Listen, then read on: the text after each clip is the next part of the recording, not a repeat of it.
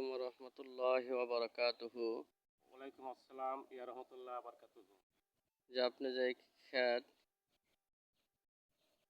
কৃষিকাজ করিতেছেন, এই ক্ষেতের কতদিন চারার বয়স হয়েছে এবং কতদিনে বিক্রি করতে পারবেন?